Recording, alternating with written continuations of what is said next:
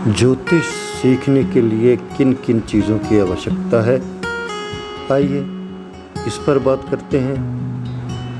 ज्योतिष सीखने के लिए सबसे पहले सहज बड़ा ज़रूरी है, क्योंकि सहज होगा तो धैर्य रहेगा, और धैर्य होगा तो हम हर चीज़ को अच्छी तरह से समझेंगे, और समझ लेंगे तो फिर ही सीखा जाएगा। और जब सीख जाएंगे फिर ही हम किसी की कुंडली के बारे में कुछ कहने लायक होंगे। इसलिए ये मूल आधार है। अब ये सहज क्या चीज़ है?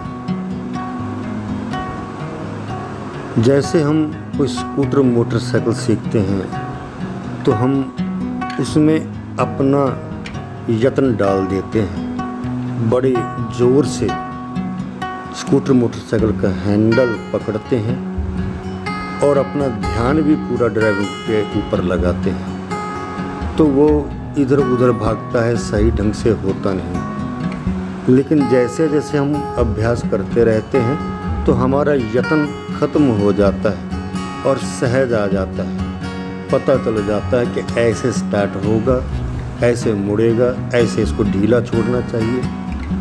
तो उस चीज़ को बोलते हैं सहज।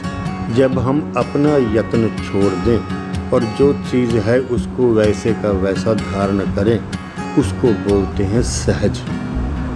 तो ये सहज होना बड़ा ज़रूरी है। जब हम अपने दिमाग से अर्थ निकालेंगे, अपने अनुसार ज्योतिष को ढालेंगे या किसी भी चीज़ को सीखने में अपनापन लेके आएंगे, तब वो चीज़ देरी से समझ में आएगी या पूर्ण रूप से समझ में आएगी नहीं। और दूसरा धैर्य,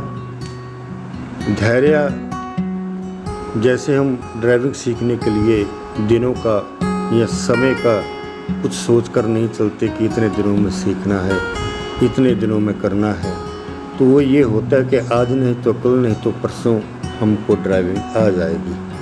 ऐसे ही इसके लिए कोई टाइम पीरियड फिक्स नहीं होना चाहिए। बोले सीखना है तो सीखना है, आज नहीं तो कल, कल नहीं तो परसों ये आ ही जाएगी। और जब धैर्य होगा हमारे पास, तब हमारे अंदर जल्दीपन नहीं रहेगा कि जल्दी हो जाए, जल्दी सीखना है, जल्दी करना है। तो जब तक ये जल्दी वाला काम है, मन में चंचलता है, तो कुछ भी सीखा नहीं जा सकता। इसलिए धैर्य भी परम आवश्यक है। और अब समझना किसको है? जैसे ज्योतिष ब्रह्मांड की चीज़ है, उसी प्रकार पूरे ब्रह्मांड को समझना पड़ेगा।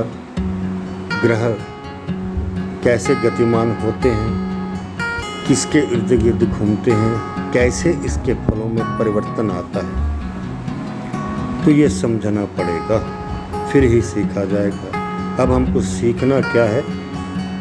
ऋषि मुनियों का ज्ञान।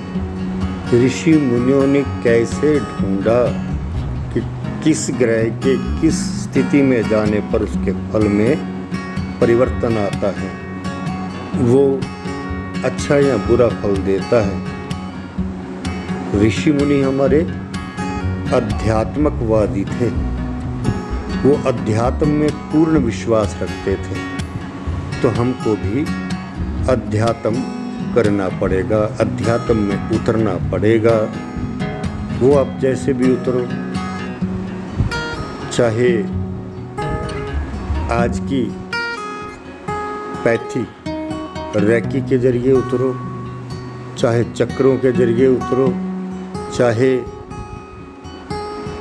मेडिटेशन के थ्रू उतरो, लेकिन हमको आध्यात्मिक होना पड़ेगा। हमें उस भगवान की अर्चना करनी पड़ेगी।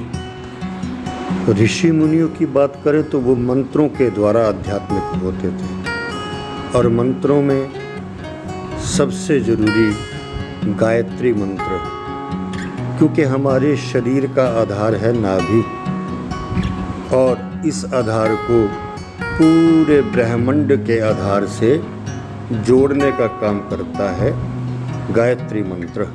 जैसे राज्य का एक मुखी जिसको राजा बोलते हैं और पूरे देश का मुखी,